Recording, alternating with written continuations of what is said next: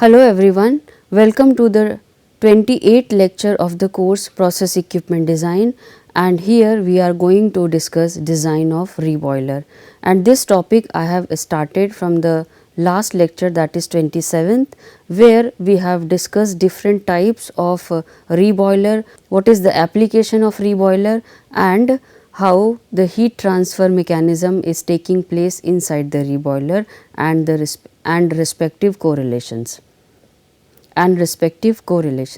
Right. So, let us start the design of reboiler, and first of all in this category I will focus on kettle reboiler. So, some points about the kettle reboiler we have already discussed in the last lecture, and here we will revise a few and we will discuss few more points before going to design part. Okay. So, as far as you know that kettle reboiler is always placed horizontally, it will never be placed vertically, okay, and it contains stemma K shell, okay, and K derives from kettle. Okay.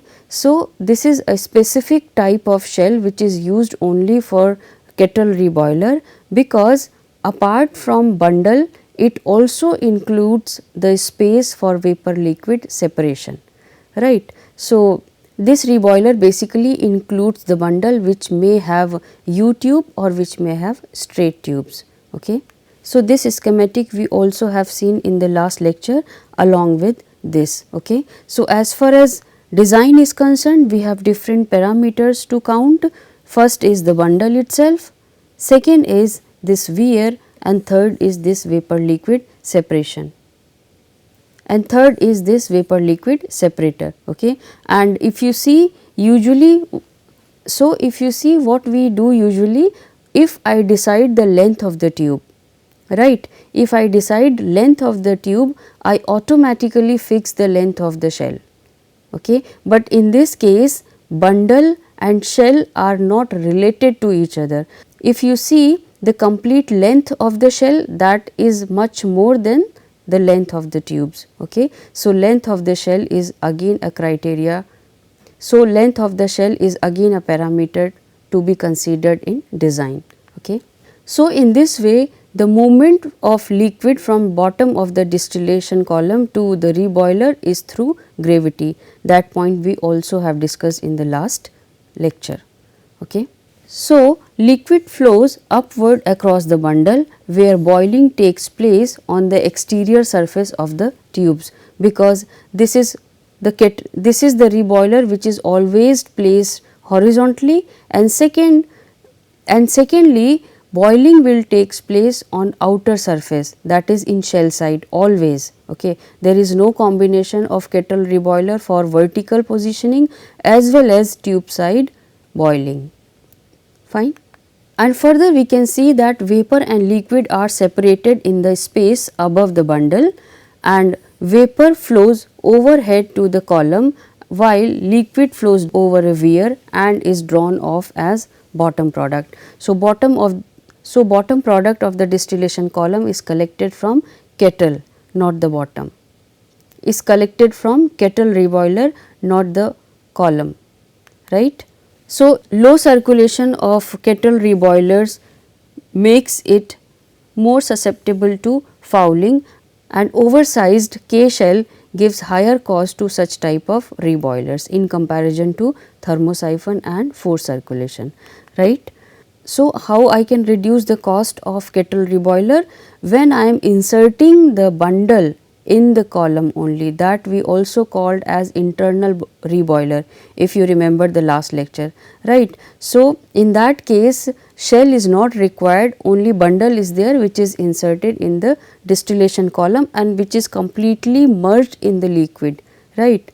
But it has some limitations that also we have discussed in last lecture. Okay. So, in this type of reboiler, steam flows through the tube bundle and exits as condensate. Okay. So, that you understand that heating media is already, so that you can understand that heating media is always available in tube side, okay, as you can see from here, and condensate exits from this side.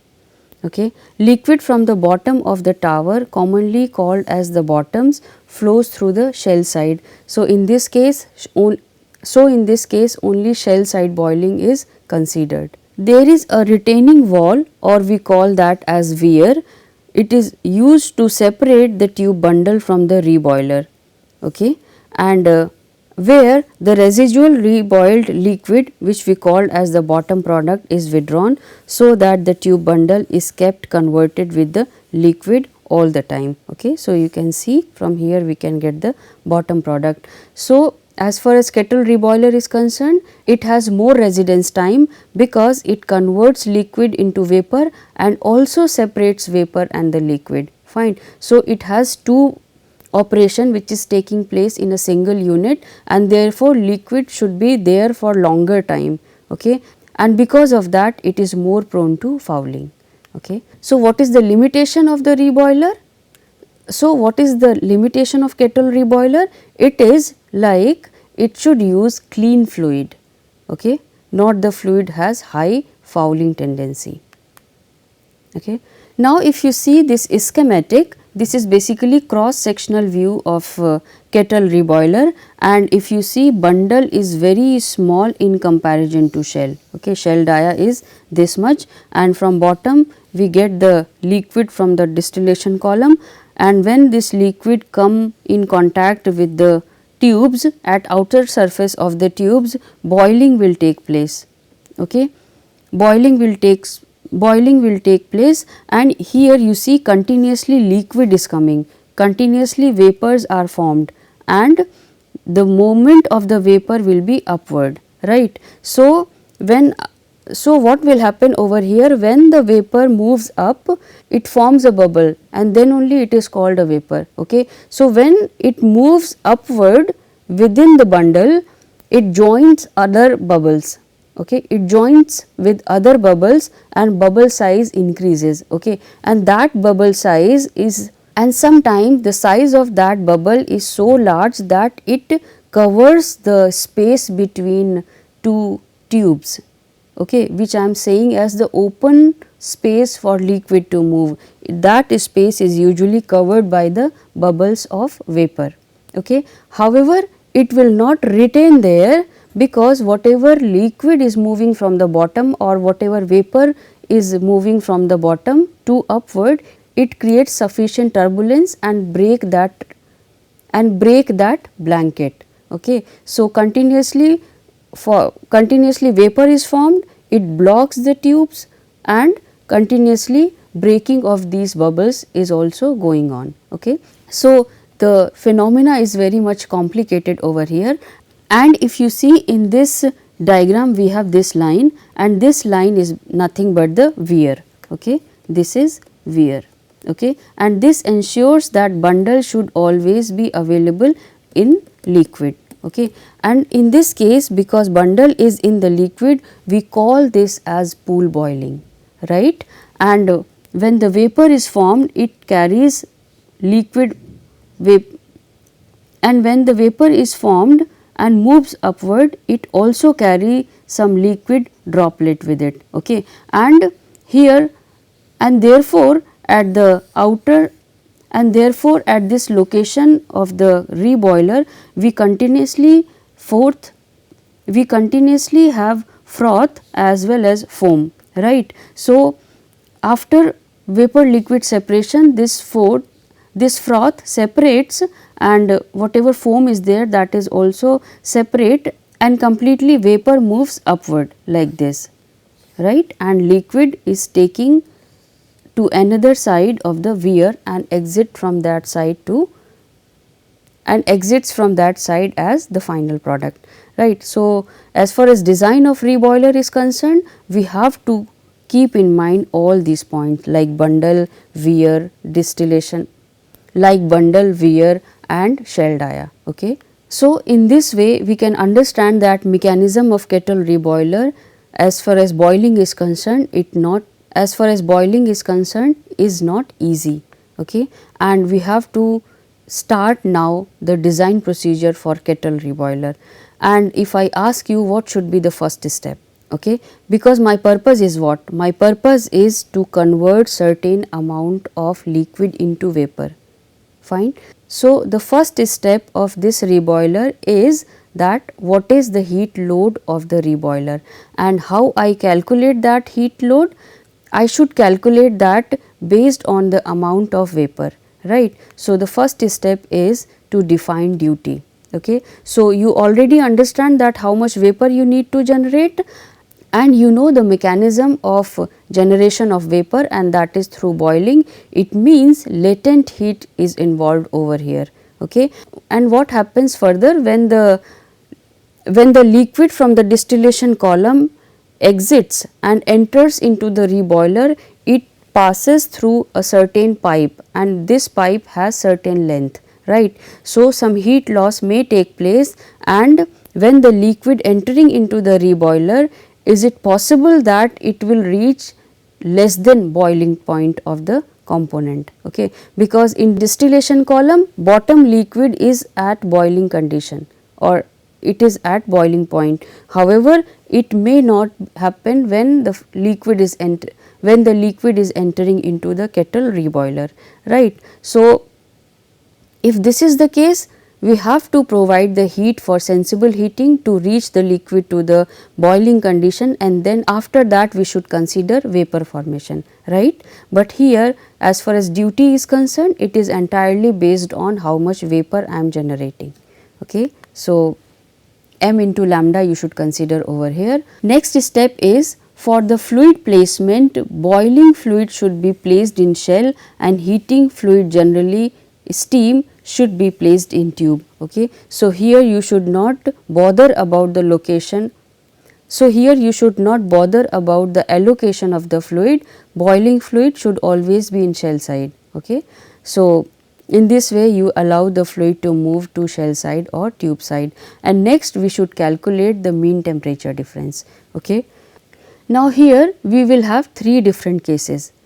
Number 1, if I am saying that steam is used as a heating media, okay, and in most of the cases steam only works as a heating media. So, if steam is available, fine. So, if steam is available, it condenses and then transfer its heat to liquid, right. So, what is the meaning of that? What is the meaning of that? In tube side we have isothermal operation. Okay. In tube side we have isothermal operation, fine.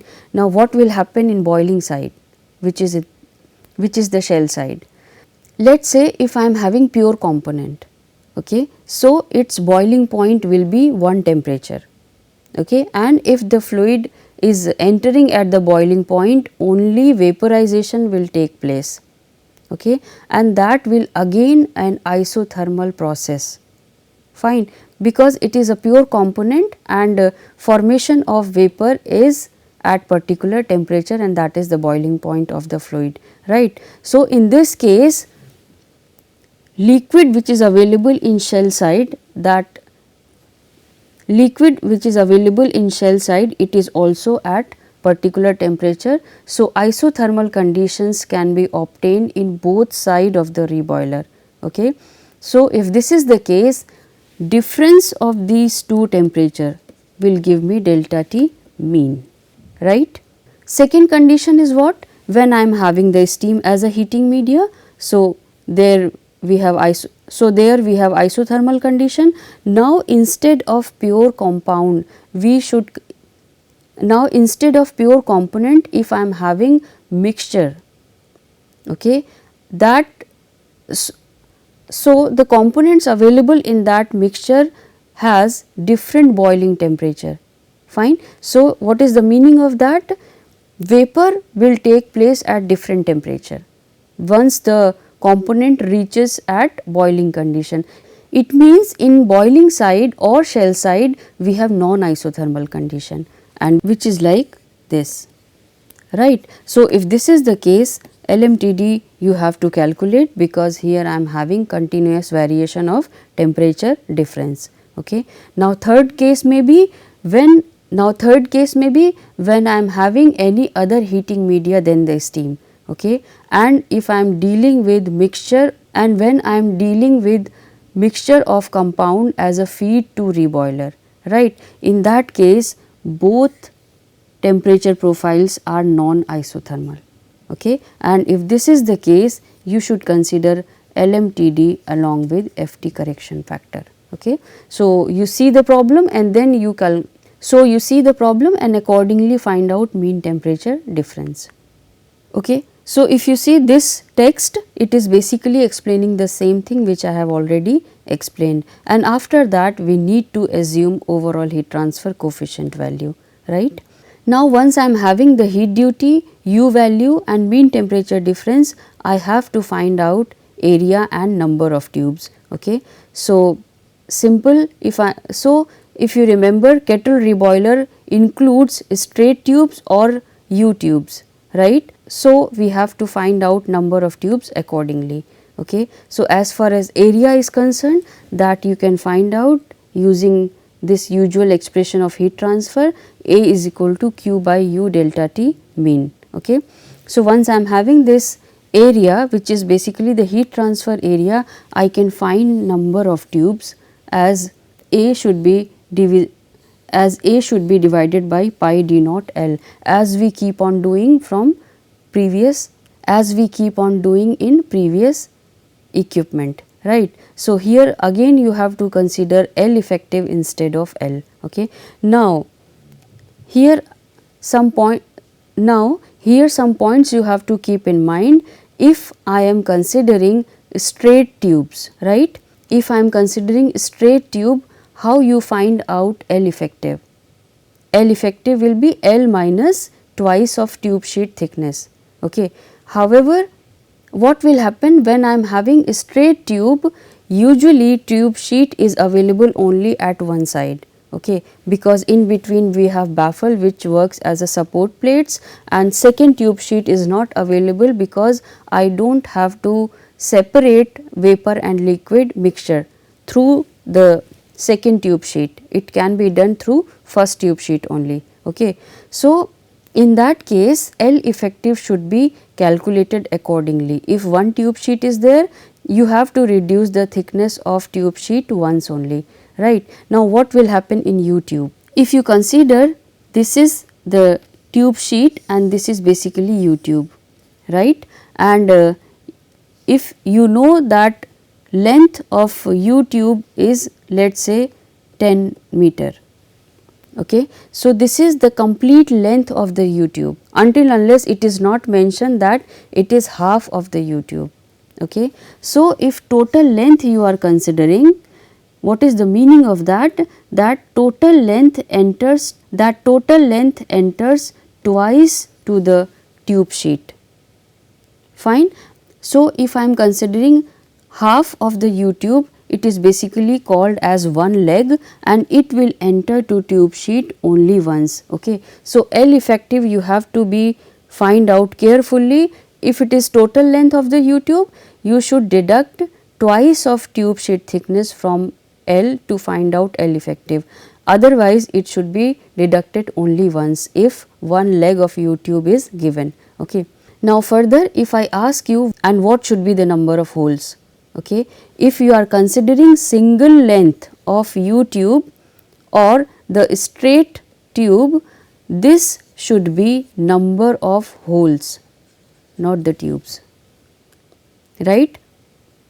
In that case, if you are considering U tube, number of tubes should be half of the number of holes, because only half number will enter in this section and second half will enter to this section, right. And if you are considering total length of the U tube, whatever value you will obtain, that would be only number of tubes and number of holes would be just double to that. So, I hope these things will be clear to you. Okay. And after that we have to decide the passes. So, as far as passes are concerned, Kettle reboiler includes only 1-2 pass. Okay. So, there is no much choice about that, and further we have to find out bundle diameter. Okay. And here slight difference in approach is there. To find out bundle diameter, first of all you have to find out actual tube count. Okay. because if you remember the last lecture, we have discussed that pitch of kettle reboiler varies than 1.25 into D naught, right. So, according to the pitch and according to the number of tubes, you decide the bundle diameter, and the procedure is like you have to refer these standard tables. Okay. So, if you see here, I am having table C1. These tables are available in appendix. These tables are available in appendix C of RW Surth book, and if you see, the title of this table is tube counts for 5 by 8 inch OD tubes on 13 by 16 inch square pitch. So, here OD of the tube is mentioned and pitch is given. It is not always 1.25 into D naught, and type of arrangement of tubes is also given. Fine. So, in this way you can find out the suitable table as per your requirement. If U tube is given, you can consider this section where passes are 2, 4 and 6, and here P and S, it is basically the split ring as well as pull through. Okay. So, according to the number of passes, you can tally the tubes. Okay. Now, what will happen? You can decide OD of the tube as we have discussed in previous lectures, and you can decide the pitch, okay, and arrangement also. So, depending upon all these 3 parameter, you will find correct table. In Surth book, table up to 8, that is C8 table is available depending upon different OD, arrangement as well as pitch. Okay. So, let us say I am considering 2 passes of U tube, and number of tubes whatever you have calculated, let us say that is 120, right. So, actual tube count in this case should be 140. Whatever number of tubes available at larger side, whatever number of tubes available more than whatever you have calculated, that you have to choose as, that you have to consider as actual tube count. Now, if you see 140 is the actual tube count, you will consider this as shell ID. Okay. This is shell ID as per this table, but this is actually not the shell ID for kettle reboiler. Okay. So, in this way we calculate the, we consider the shell ID, and you should understand that bundle diameter is slightly lesser than the shell diameter. So, we usually deduct 0.25 inches from shell ID to find out bundle dia. I hope it is clear. And if the pitch is given as 1.25 into D naught, it is triangular or square, you can find out bundle diameter based on the usual approach we have discussed in previous lectures. Okay. But if pitch is different than 1.25 into D naught, you have to refer these tables. You have to refer these table to find out actual tube count and corresponding to that the actual bundle diameter, right. So, bundle diameter will be somewhat smaller. To count that, we simply reduce 0.25 inches from the shell diameter, which we have seen in tube count, right. And after that, we have to find out heat transfer coefficient. So, as far as heat transfer coefficient is concerned, we have already discussed this in last lecture in heat transfer mechanism, where for pool boiling we can use these 2 expression. Okay. If properties are available to you in detail, you can use this expression, otherwise you can use this expression based on the flux as well as critical pressure. Okay. So, in this way you can find heat transfer coefficient in shell side, because boiling is occurring in shell side. Okay. Next step is assuming appropriate fouling coefficient, determine the overall heat transfer coefficient. If it is close to the assumed value of U, then fine, otherwise choose another tube specification or choose another overall heat transfer coefficient and repeat it until a close value is obtained, and that close value should be within plus minus 30%, right. So, till now you have only calculated heat transfer coefficient in shell side. What about tube side? In tube side, we usually have steam, where steam is condensed and supply its heat. So in that case you can consider a specific value like 8000, which is the heat transfer coefficient for condensation of steam. Otherwise you can simply apply the condensation rules in tube side. So that will be horizontal placed condenser and condensation is occurring in tube side. So in that way you can find out heat transfer coefficient of tube side, then you can find out overall heat transfer coefficient considering fouling coefficients, right. Now once I am having the overall heat transfer coefficient within the permissible limit, next we have to check about the critical heat flux, because if you remember the last class, lecture, there we have discussed that critical heat flux is very important, as when we have more flux than the critical, because when we go beyond the critical heat flux, heat transfer coefficient reduces drastically and we should not enter into that region. Therefore, the flux should be less than the critical heat flux. So, as far as calculation is concerned, you can find out critical heat flux using this expression, where different parameters are given like Kb value depending upon the arrangement. So, you can choose the value accordingly. Pt is the tube pitch, and here Nt is basically number of holes. Okay. If I am having a straight pipe, if I am having a straight tube, we can consider number of tubes is equal to number of holes, right. But if I am having U tube, so number of tubes into 2 will be the number of holes. So this Nt you should count very carefully. Okay. So here you have to check whether system flux is less than or not. So what is the criteria? The criteria is a factor of safety of 0.7 be applied to the maximum heat flux. So whatever QCB we have obtained into 0.7, and that should be more than the system flux. Okay. System flux you can calculate because you already know the heat duty as well as area. So Q will be fixed and that should be less than 70% of QCB, right. So this condition you have to satisfy. And now we will find out the shell dia. Okay. So as far as shell ID is concerned, it is based on some thumb rules. Okay. And if you consider, usually this shell ID will depend on how much vapor we have to generate, right, because that much vapor should be separated from the liquid in vapor liquid separating section, and then the vapor should enter into the distillation column. Fine. So in this case we usually consider some assumption, and that assumption is the distance from uppermost tube to top of the shell should be at least 40% of the shell diameter. Okay. What is the meaning of this? If I am having this shell and this bundle,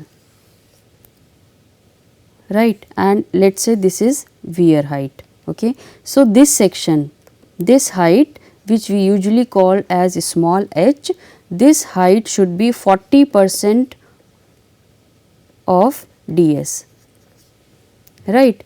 But that is only an initial guess. If you follow volume 6, if you follow Richardson-Coulson volume 6, their shell ID has been is computed based on this factor only. However, if you follow Surth book, there we have different method to find out shell ID, that how much vapor you need to generate, accordingly you have to provide vapor liquid separating section. Okay. So you see H is equal to 40% of the, so you see H is equal to 40% of ds, and that is only the initial guess, right. So instead of doing this, we need more rigorous procedure to size the shell. Okay. And for that purpose we compute vapor loading. So that vapor loading you can find out using this expression. Okay. It is also available in Surth book, but it is not in volume 6. Okay. So here VL is basically the vapor loading, rho V and rho W are vapor liquid densities, and sigma is basically the surface tension. Okay. So if you see the unit of VL is kg per second meter cube. Okay. So, further we have to find out dome segment area. Okay. What is dome segment area? If I am considering shell and here I am having the bundle and this is the weir, this section we call as dome segment area, and it will depend on how much vapor you need to generate, which you can calculate by this expression where m dot v we can consider that how much vapor is to be generated, and L and VL. Okay. So, in that case you can find out SA in meter square. Okay. And this L should be L effective. Okay.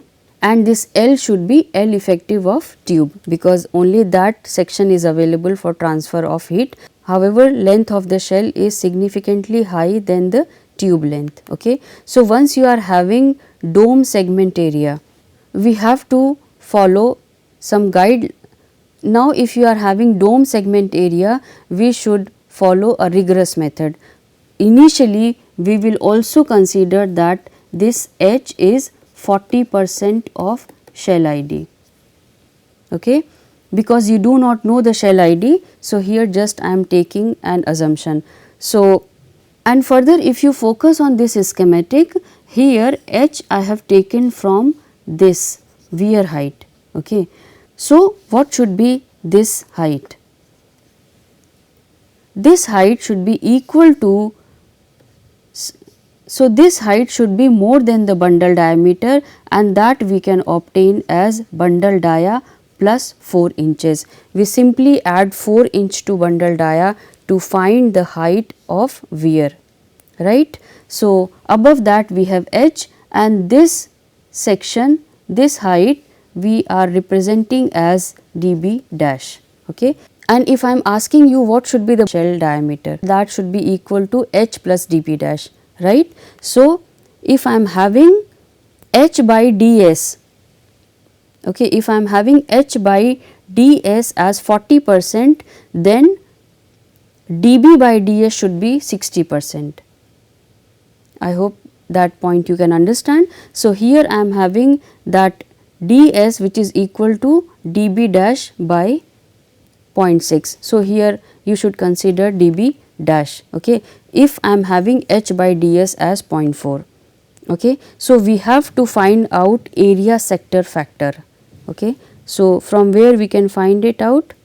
We can find out area sector factor from this table, and it is also available in SERTH book. You can see appendix 10A. So, according to the H by D ratio, this is basically H by ds. We can find out different factor. So, let us say H by D is 0.4 at present. So, factor A should be 0.29337, right. So, we can consider that factor, and then we can find out segment area, that is SA dash, and that SA dash would be A into ds square. So, ds you will obtain from here, okay, and A value we have just seen from the table. Okay. So, next what you have to do, you have to compare this SA dash and SA. So, this SA dash should be equal to this. Okay. We do not have to play with it, we have to play with this. Okay. So, you have to choose H by ds ratio in such a way so that SA should be equal to SA dash. Okay. So, what you can do, let us say SA dash is more than SA. Okay. So, what is the meaning of this? You need to require lesser space for vapor liquid separation. Fine. So, in that case you have to provide less value of H. Okay. So, now another assumption you can take that H by ds should be 0.6. So, in that case you consider H by ds ratio as 0.2. Okay. So, once you are having H by ds as 0.2, you can consider dB dash by ds as 0.8. So, in each iteration, as you keep on changing H, ds value will keep on changing, and we can obtain different factors from the table which we have seen just now, and then you can find out SA dash, and and that should be compared with SA. The value at which SA should be equal to SA dash, the value of diameter of shell at which SA should be equal to SA dash, that value of DS should be considered as final diameter of shell. Okay. So, in that way you can find out shell ID, fine. And here I am stopping this lecture. I will continue design of kettle reboiler in the next lecture also, and that is all for now. Thank you.